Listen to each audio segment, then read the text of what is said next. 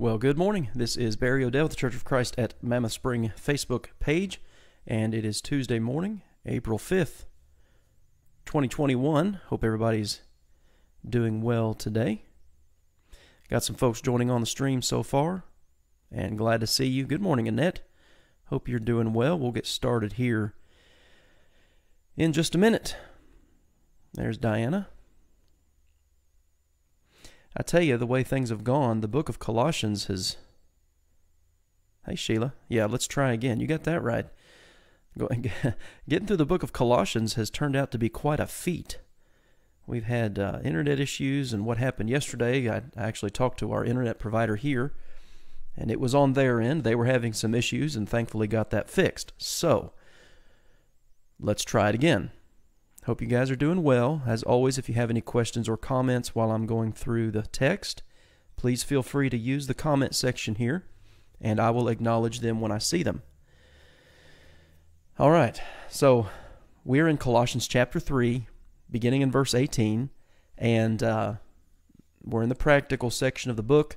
As we've discussed, the first two chapters lay out some of the issues that the church was dealing with, outside sources causing trouble, and Chapter 3 starts you might say the practical application of having been risen with Christ. And I started on this yesterday. We started a live stream and it got cut off. Good morning, Connie. We got cut off, and so I just got to start over. So Colossians 3:1 opens up with, if you are risen with Christ, and that's connected with Colossians 2:12 that says, you are buried with him in baptism through faith in the operation of God. So chapter 3 and on in somewhat to chapter 4 deals with what it means to be risen with Christ after having been buried in baptism with him. So we've looked at the first 17 verses here of Colossians, and primarily, hey Barry and Glenda, primarily in chapter 3, the first 17 verses, what you have is put on or put off versus put on. Here's what you, as a risen individual, you're dead and your life is hidden with Christ in God, verse 3 and 4, there are some things you have to stop doing, some things you have to put away. But that's not enough. Hey, Mom, it's not enough just to put away things. There are things that you then have to put on, okay? Yes, obviously you have to stop living in sin, but stopping living in sin, that's one thing. Being renewed in mind, being renewed in knowledge, being renewed in the way that you conduct yourself based on all of that, that's another. So we're going to get started today. There's Mark, Shirley, Diana over on the Near Churches page. Glad to have all of you here today. So Colossians 3 and verse 18 is where we start. Wives, submit your... beginning in verse 18, you have the domestic responsibilities of the child of God. And you will notice here, hey Debbie, that it's not... I don't know if I really want to get into this, but your New Testament books, all of your New Testament books were written by males, okay? The words of Jesus, all right, Jesus was a male. He spoke from that perspective. Now, when you look at the responsibilities of Christians, whether you're talking about domestic responsibilities like we're going to discuss here, or things like personal evangelism, serving in the church in general, we understand that there are different roles for males and different roles for females. But men and women, Christian men and women, are subject to the same standard, okay? Both are to live by the gospel. While they do have different roles, we, men and women, are all subject to the same gospel message. So he first addresses wives, and as I told you, or I told you yesterday, but it didn't last long enough. Hey, Lottie. Ephesians 5, beginning in verse 22, is like an expanded section, or an expanded explanation, let's say, of this section here. Ephesians 5:2 down through Ephesians 6 and I believe it's verse 9. This is a very condensed version of that message. Wives, submit. That word submit means to place in orderly fashion. A wife submitting to her husband has nothing to do with inferiority. It has nothing to do with lesser value. It has nothing to do with a woman is somehow not as smart as a man, and that we know that's the case, certainly. This has to do with order. All right? God has roles for males. God has roles for females. So wives, place yourself in order unto your own husbands. Okay, look at that. Your own husband. It's not to males in general. You are submissive to your own husband, and as it is fitting in the Lord. In other words, there's appropriate behavior for the wife in view of what God has instructed. And so conduct yourself accordingly. Husbands, okay? So again, all the responsibility is not just on the female. Husbands, love your wives. And the way Ephesians describes that, again, this Colossians is very condensed. The way Ephesians deals with that is, husbands, love your wives, even as Christ also loved the church and gave himself for her, that he might sanctify and cleanse it. And it talks about the purity of the church and Christ's sacrifice for it. Well, here it's just, husbands, love your wives. So if you want an expanded view on that, read the last part of Ephesians 5. And do not be bitter toward them. The word bitter means to be harsh or angry. And this is kind of interesting. I was actually reading a commentary, just kind of getting an idea here as I was reading, and it was, I read it, and I read it actually 2 or 3 times, because the commentator made some kind of comment along the lines of, God knew how silly the ways of women could be. Well, I tell you, he didn't say anything about that like that about the men. Men can be just as silly as women at times. So I couldn't believe he wrote that, but it was actually I believe it was from a little over 100 years ago that comment was made. But you don't be bitter towards your wives. You don't be harsh and angry, domineering. That's not the role of a husband. That's not the role of a person who loves his wife. Your wife has her own mind, her own will, and her own intelligence, her own spirituality, and you are not a dominating force over all of that. You are to love your wife, and you don't be harsh towards them. Good morning, Brian, and good morning, Wayne. Glad to see you guys. Don't be harsh and angry towards your wives. Children, obey your parents in all things, for this is well-pleasing to the Lord. You know, in all things, well, obviously that is within certain limitations. Obey your parents in all things. Well, you don't want to obey your parents if they're encouraging you to be disobedient to God, obviously. So that's obviously the parameters here that we're dealing with. This is well-pleasing to the Lord, and with that, fathers, he says, fathers, do not provoke your children, lest they become discouraged. You know, parents have a great responsibility. They're entrusted with however many children they are able to have. They're entrusted with those children to bring them up in the nurture and admonition of the Lord. That's the way Paul says it in Ephesians chapter 6. And in that instruction, as Paul's writing this here in Colossians 3, lest they become discouraged. You know, parents can be over-demanding, and they can be unreasonable with their children. And that can be discouraging.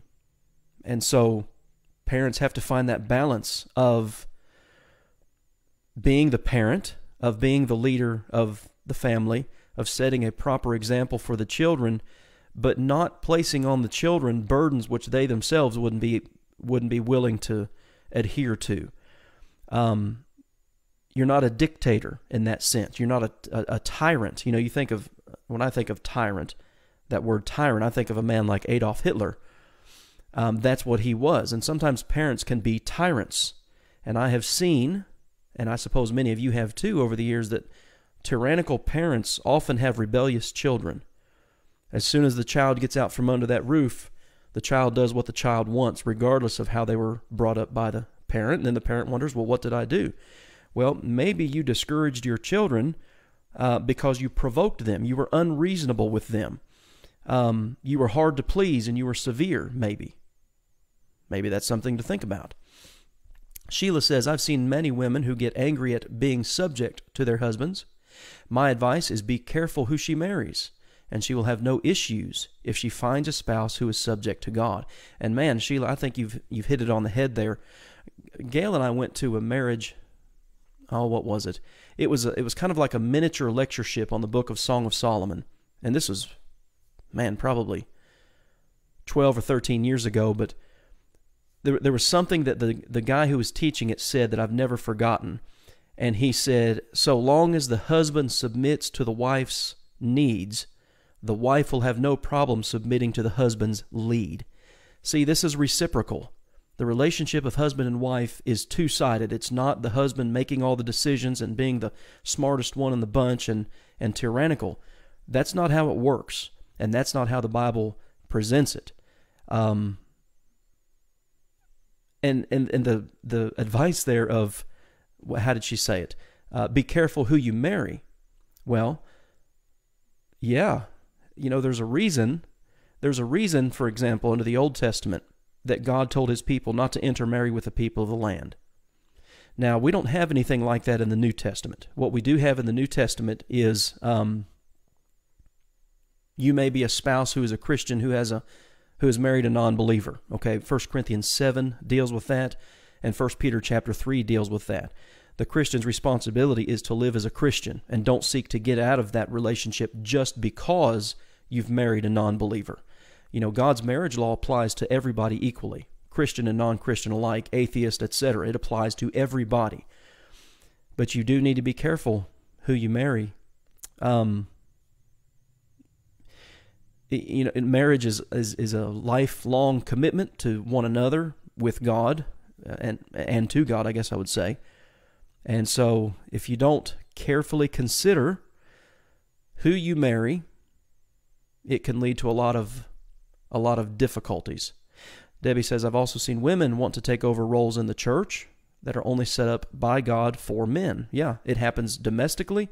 It happens spiritually in the church, and particularly in our historical context.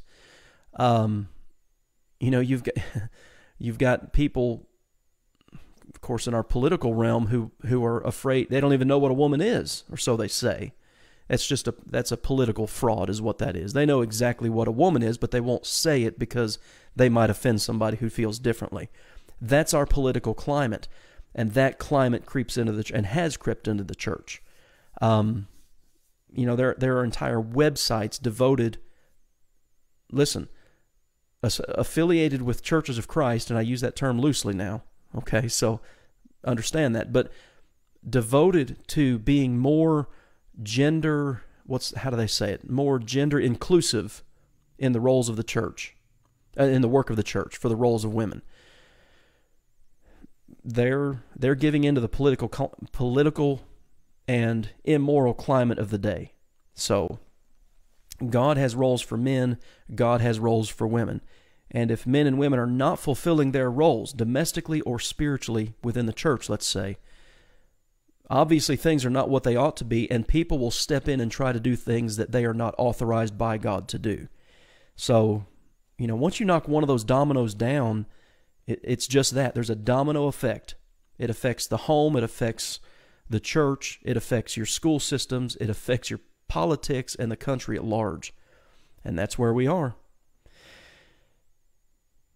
Anyway, we're at verse 21 here. Fathers, provoke not your children, lest they become discouraged. You can be too demanding, too severe, too tyrannical, and you're going to push your children away. You need to lead more by example. That doesn't mean you don't teach them and talk to them, obviously, but you're not a ruthless and unpleasable dictator. We need to think about that. Bondservants, verse 22. Now we move into employment. All right. Bondservants, obey in all things your masters according to the flesh, not with eye service. That is, you don't just work when the boss shows up. That's the idea there. As men pleasers, but in sincerity of heart, fearing God, and whatever you do, do it heartily. Heartily means from the heart. You put your effort into what you do, as to the Lord, and not to men, knowing that from the Lord you will receive the reward of the inheritance, for you serve the Lord Christ. So whatever role you find yourself in the world, you do it heartily as if you were doing it to the Lord himself. If you're employed, you do your job to the best of your ability. You think about whatever type of employment you have. It's kind of been interesting to watch this trend over I would say the last couple of decades. It's like this thing came on the scene where everybody starts complaining about Monday. Oh, today's Monday, it's going to go slow. I don't want to go to work. I've just gotten off the weekend. And then they started complaining about Friday. They don't want to do as much work on Friday because the weekend coming up, and now you're looking at Wednesday, which is called hump day, and well, we got to get over the hump and do the best. And it's like the work ethic has deteriorated. Whatever you find yourself employed to do it to the best of your ability. That may change over time.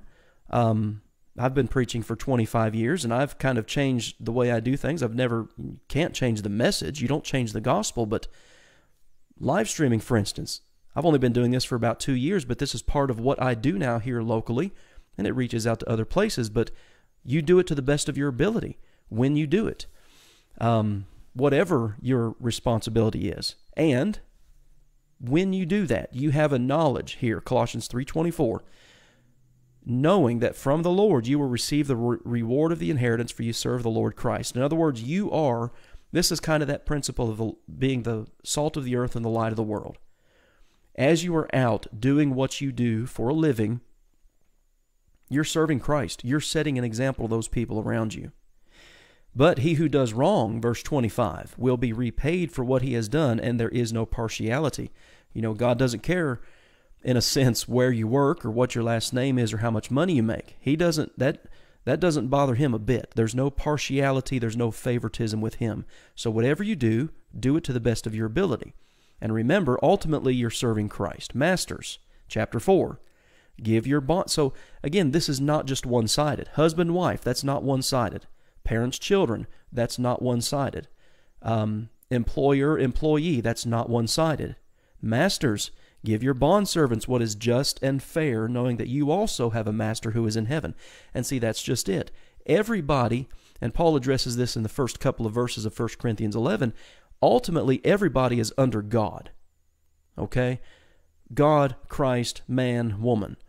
So whatever you do, and whatever position you may find yourself in, do it to the best of your ability. And you notice here in Colossians 4 and verse 1, give your bondservants what is just and fair. The book of James, I think it's in chapter 4. The book of James addresses this, where you had people who had hired others to do work, but they were holding back their wages. They weren't paying them as they ought to have paid them. Let me see here. I said James 4. I think I may have been wrong about that.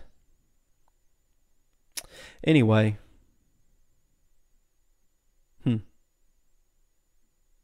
Oh, it's James chapter 5. That's what it is. It talks about those, again, who had hired people and they were not paying them what they ought to pay them. They were committing fraud against them. And he reminded them, listen, there's a Lord that you're going to have to answer to. And that's exactly what Paul's doing here in Colossians chapter 4. If you hire somebody to work for you, you better pay them what's just and fair, because you're going to have to answer to the Master who's in heaven one day. All right, verse 2, continue earnestly. Colossians 4, verse 2, continue earnestly in prayer.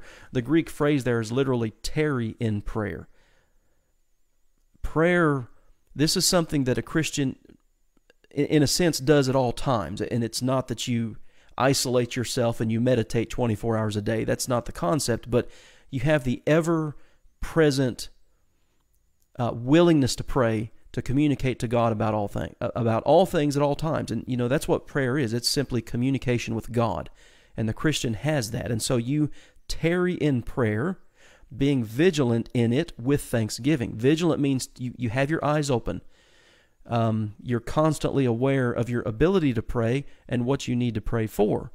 And so you're vigilant, but you're also thankful. Meanwhile, so here's something else you can pray for, Paul says, praying also for us, that God would open to us a door for the word, to speak the mystery of Christ, for which I am also in chains, that I may make it manifest as I ought to speak. A good practice. You think of prayer, whatever you may pray for. You may have a sick list. You may pray for specific things in your local congregation, in your family. One thing that Paul asks for specifically is prayer for his work, as we would say, for his mission work.